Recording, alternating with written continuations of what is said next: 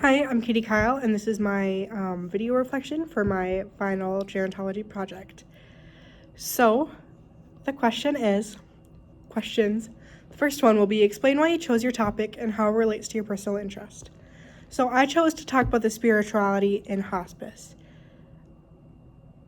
It relates to my personal interests because it's how I grew up.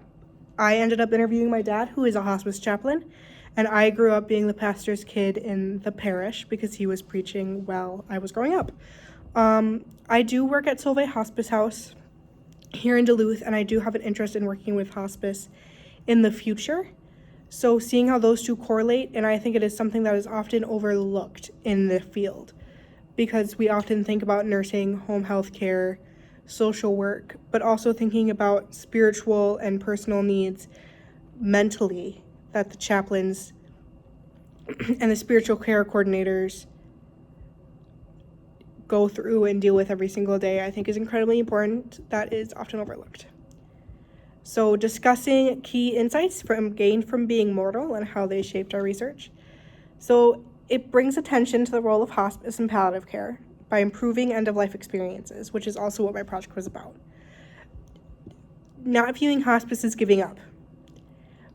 Guandi presents it promoting comfort, emotional support, and meaningful living in final days, which a lot of people don't view hospice as that, and I think if we started using this perspective, it can focus on interventions that not only improve patient experience, but also reducing staff burnout. It can improve care outcomes and the quality of the end-of-life care that patients are receiving.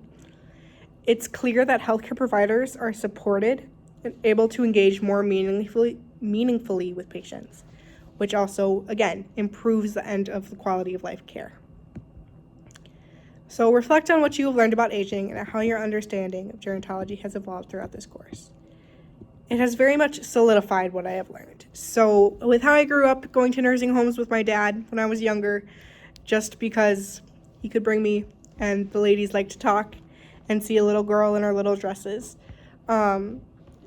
having more insight into what they are dealing with and how little things like having bingo on Thursdays or having visitors, having people come in with you, and just being able to talk and tell your stories and being able to just live when a lot of people don't view it as that when you're older like that, I guess. It's a lot of people my age, so I'm 21, a lot of people my age view growing older as scary and hard, which it is. It 100% is. But this course shows that there are also things you can do to help improve quality of life towards the end or while you're aging, and the amount that it's possible, also known as you can still live even when you're growing older, and this course really very much solidified that, and ways that we can continue to improve our quality of life even as we are aging. And I feel like all of my gerontology courses have really made that apparent.